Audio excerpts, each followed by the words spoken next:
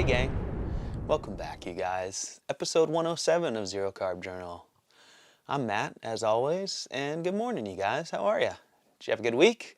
Did you have a good holiday, good Christmas if you celebrated? I hope so. Hope you had a great one. Hope you made some progress. I've had a... I haven't had a good week. It's probably the first one, maybe, that I've said, well, no, I think maybe I've said that before, but I've had a not a very good week. But I'm doing great now, and I'm here to tell you about it. So yeah, so here I am journaling. So this week has been a tough one. I won't lie. It's just not been right in any way. But it's good. I'm learning. I'm making progress, so that's okay. So yeah, so this week, Christmas week, you guys know that, I think. I started off, let's see, talked to you guys last Sunday, and then Monday I just kind of had wasn't really relaxing. It just wasn't a normal Monday. It wasn't really a work day. I just kind of got ready for going to visit my family. I did all my cooking and took care of some stuff around here, and then I got up early on Tuesday morning and headed out, hit the road. I'm about 3 hours from my family, so I drove to go visit them, and that was all fine. I brought food this time. That was what I did Monday, was I spent time cooking my ground beef and bacon and ribeye and mixed all that up and brought myself some food.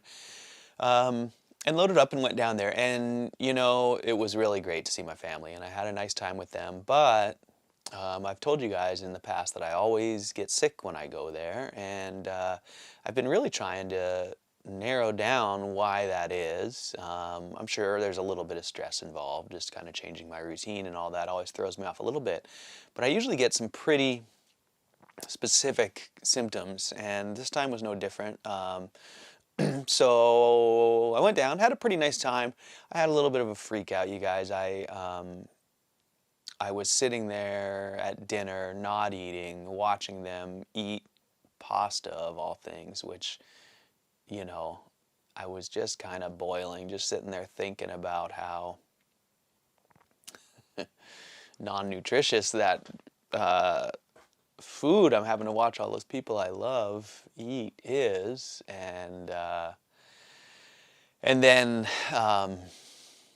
you know, my dad started to question me about nutrition on my diet, and I was just right in the middle of sitting there thinking about how much I wished I could share what I've learned, how frustrating it is that I'm not able to share this with those people that I love.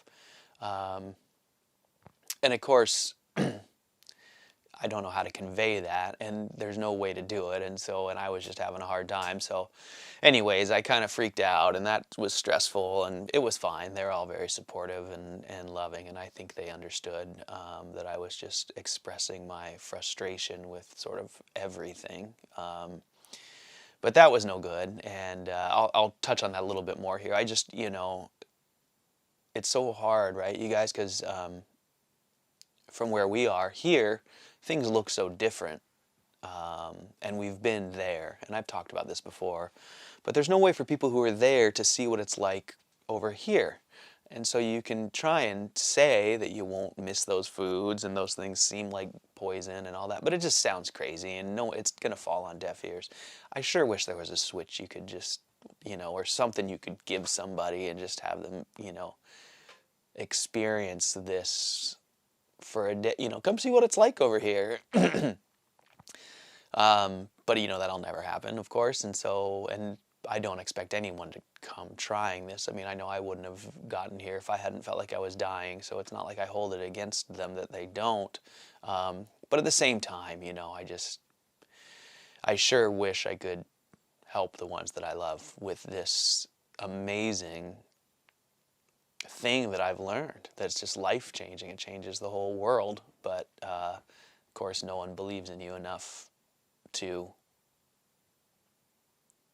be helped by it, and that's what was driving me crazy. And so of course I said, you guys don't believe in me, which isn't true, you know, but it is true at the same time. And it's really difficult. I don't hold it against them. I don't expect anyone to do this, but you know, if you had a partner I don't know, whatever. You guys know what I'm saying. There's different levels of believing in people, and yeah, I just wish I could help them. But anyways, so that was bad. And then, so I didn't eat on Tuesday. It's kind of what I'm trying to say. I'll pass on that part and I'll go move on to the food. So I didn't eat on Tuesday. I ate, oh, I'm going to change my battery real quick while you guys always sit here. So yeah, so I didn't eat on Tuesday. I drove down there. I just had a lot going on. I was cooking. Oh no, I cooked Monday, but I got up and just kind of got myself together and drove down there. It's kind of a long drive, and then I got there and there was all kinds of hustle and bustle, and I just didn't get around to eating. And so I did on Tuesday night. I ate hors d'oeuvre, I'd say. Before dinner, I ate about 5 pieces of bacon that I had cooked and brought with me. As kind of a treat for when they were eating cheese and crackers and stuff, and then I just really wasn't hungry at dinner time. I mean, that was only like half an hour before dinner, and then I wasn't hungry at dinner, and I just decided, and because I've been getting sick from eating late and eating too much, I just decided I wasn't going to eat that night, so I didn't eat. And then we woke up Christmas morning and we hung around and did Christmas stuff, and I felt fine. My stomach was fine. Yeah, no issues. So then, well, sometime around noon or so, I decided I was going to eat some of the food I brought. So I grabbed one of their bowls and one of their forks and put my food in it and started eating. And as we were sitting there talking, I was talking to my brother, and I said, yeah, I always get sick when I come down here. And he asked me something about whether I was brought food to cook or whatever, and I said no, I'm just going to try and minimize contact with stuff. I go, because I don't know what's making me sick. I don't know if it's the water here or just stress, and I held up the bowl and the spoon. I go, or maybe it's something on here. And I at the time I said, well, I remember when I thought that celiac was my main issue, that I remember reading that 20 parts per million is some people's sensitivities go down to that level, so it certainly could be something on the bowls or on the food, and I've suspected that whenever I've gone down there, because I use the cutting boards, and then it seems like I end up with pretty significant symptoms following those episodes of using tools down there. It's why I brought my own grill down there and things like that, which now I still don't use because I'm afraid of everything else. But at any rate, I ate out of that bowl with that fork, and I had used up my water at that point, so I was drinking some of their water, which is fine. It's tested. That doesn't make them sick. There's nothing wrong with it. But for whatever reason, so those are the only 2 inputs that I put into my body. And man, you guys, within like an hour before I left, so I left there at about 3 to come home on that Christmas day, and I'd eaten at about noon maybe, or 11. But within an hour of eating, before I left the house there, I was absolutely, excuse me, just peeing out my butt. I had straight liquid. I mean, not kind of diarrhea or whatever, but just water, and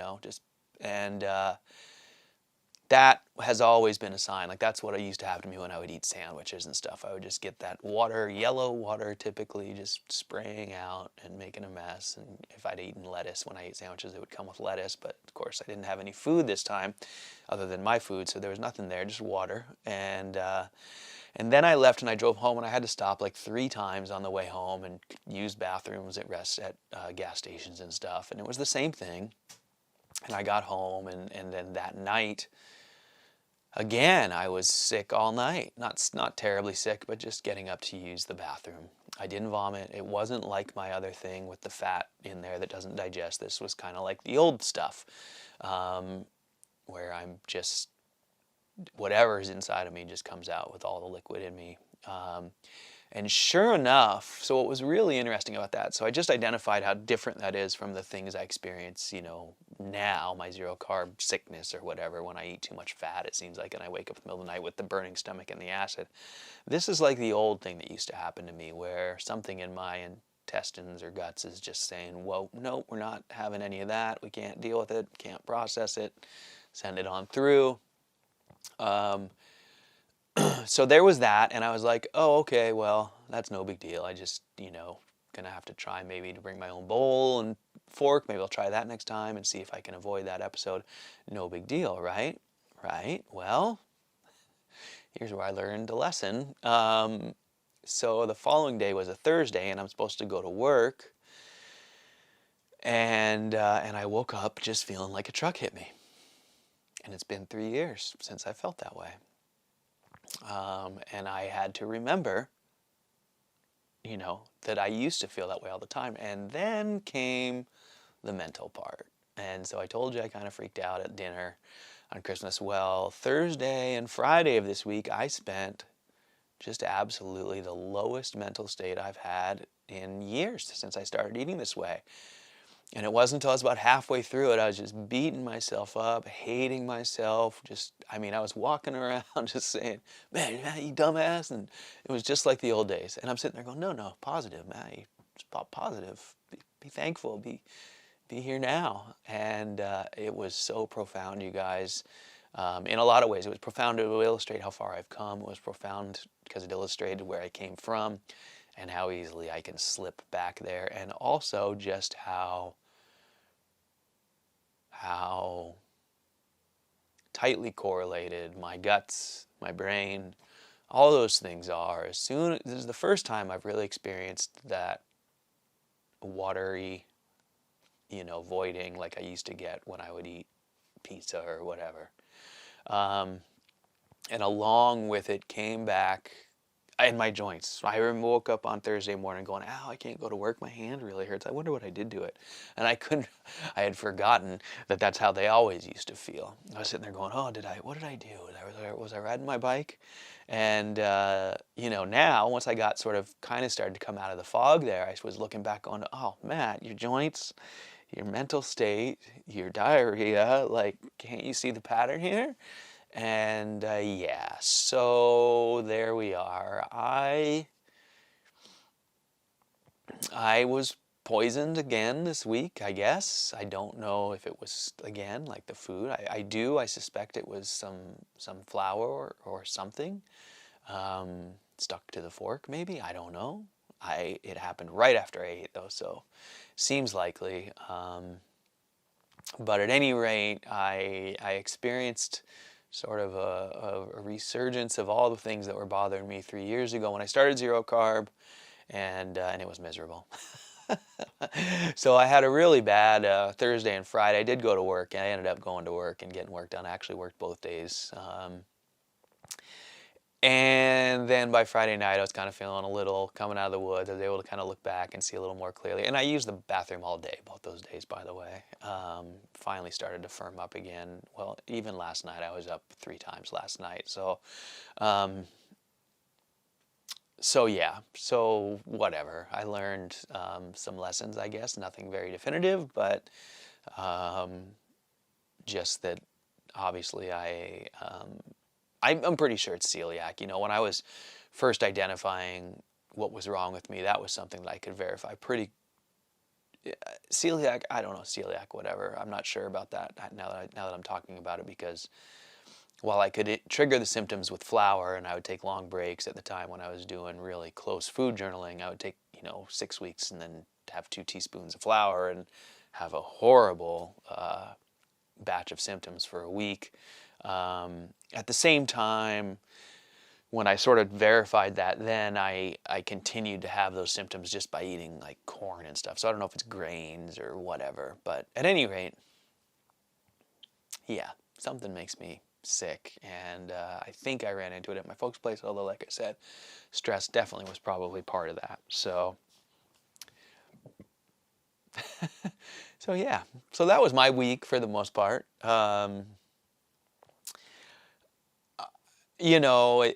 It sucked. I've been frustrated, as it's been a month of frustration for me here in December, which is fine. Like I said before, I don't get depressed like I used to. I obviously still have frustrations, and December seems to be my most frustrating month. The weather and the work and the birthdays and the holidays, everything seems to conspire to just make my life miserable.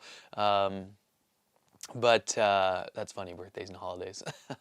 I put in the miserable category, which is true. It's mostly, yeah, I like seeing my family. That's about it. At any rate, it's been a tough month, and so, part of this little experience this last week is it's been good for me because it's sort of helped reaffirm my, my dedication to my routine and my daily be here nows and stay in the moments and be positives.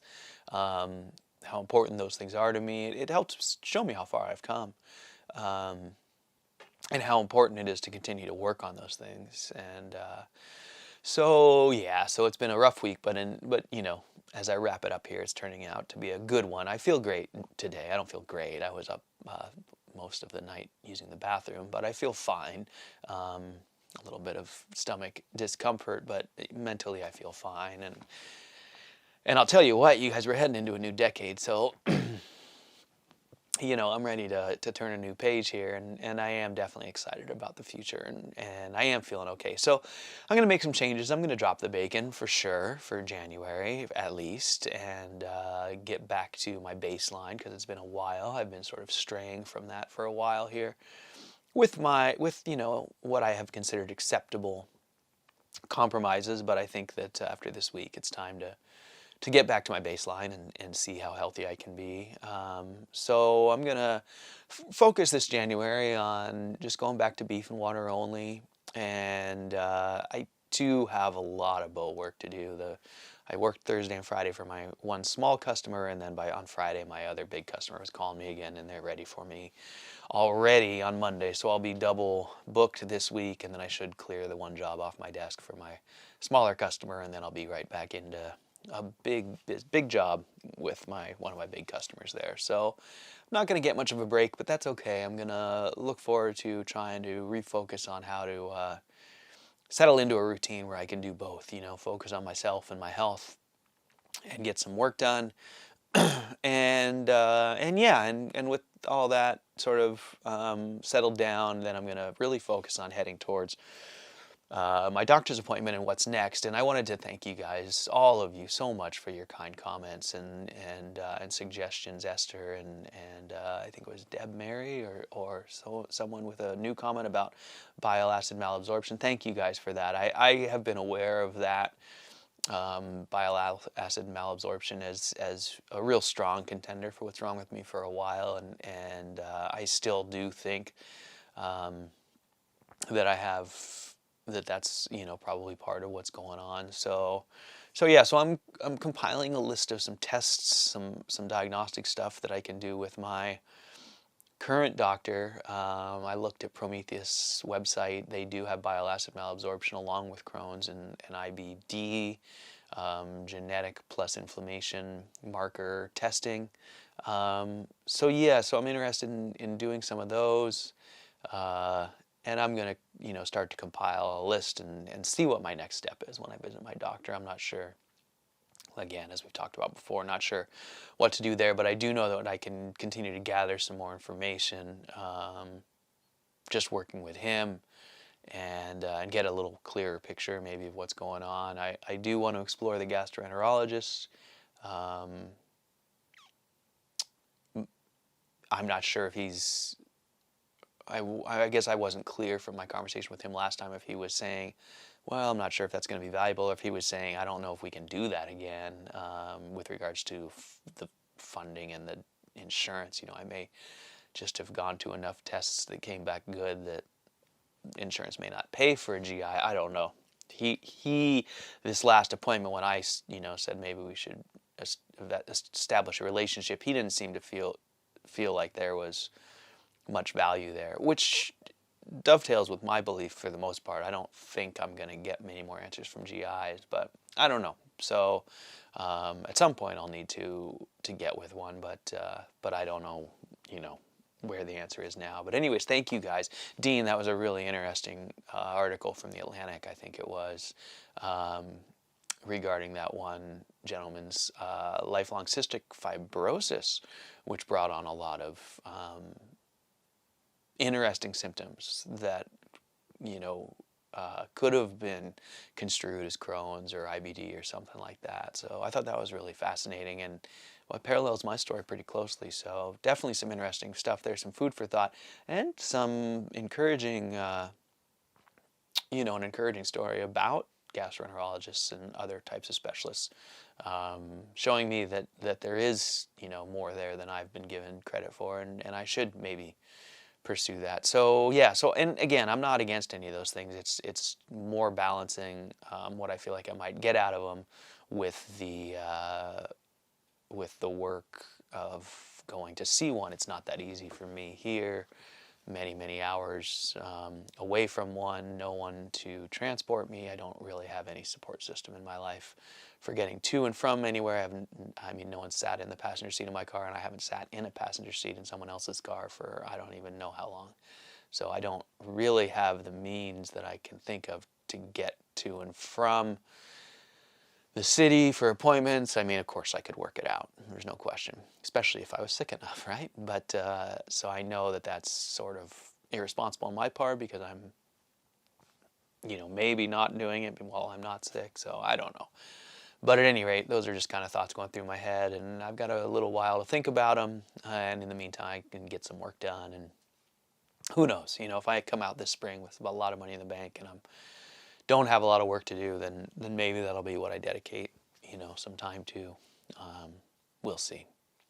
For the most part, what I'm going to dedicate time to is just getting back on track, getting back in my routine, and getting to feeling as good as I can with the tools that I have, which is zero carb and no cheating, and staying in the moment and staying positive, and trying not to stress out about stuff. So yeah, so that's what I'm going to do.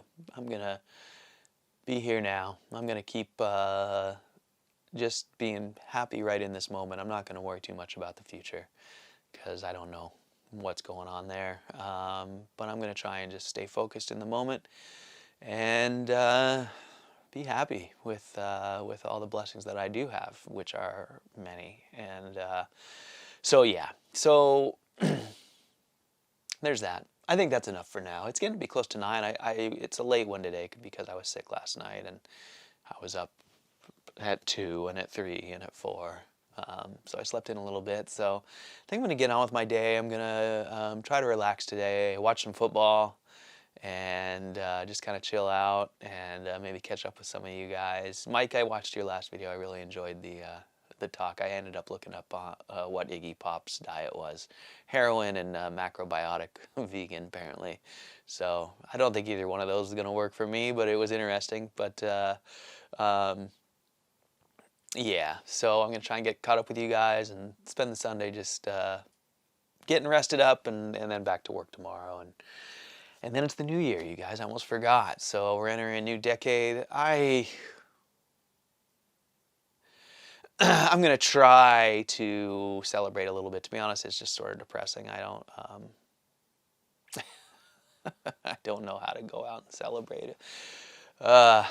Yeah, maybe I'll get myself off the couch and actually go see some humans on that night, but probably not. But at any rate, I'm looking forward to a new decade and turning over a new leaf, and yeah. I guess I'm going to tackle the loneliness once I get all this other stuff figured out. So, because I'm definitely in no position to be fun to hang around. So, I got a little more work to do apparently in 2020, so I'm looking forward to that. I am looking forward to the change of the decade. The 2010s have been hard for me. I feel like I made a lot of progress, but it's been a tough decade. So, looking forward to a new one, and maybe I'll give her a new start and a new try here. So, anyways, I hope you guys have a great week. I hope you have a wonderful new year, and I hope you celebrate. And just appreciate everything you have, all your blessings, and every moment that we have here. We sure are fortunate. I'm feeling that way, even though I don't necessarily sound like it. I know it's been a tough month for me, so I'm ready to start looking forward to brighter days and longer days here as the days are getting longer, and a whole new decade. So into the roaring 20s we go, you guys. I don't know what we'll call them for the 2000s, but I'm gonna make them celebratory. All right, you guys. Well, I hope you have a great day. I'm going to check in next week with you. I'm going to be doing beef and water only, I'm pretty sure, and I'll check in with you guys and see how you guys are doing. So hope you have a wonderful new year. Hope you celebrate with people you love and ring it in with great optimism. I'll do my best to do the same. And yeah, have a great week, you guys. I'll see you next week. Thank you, as always, for listening and watching. You guys all make a huge difference in my life. I can't tell you how much I appreciate you sincerely. So, all right, you guys. See you next week. Thank you. See you.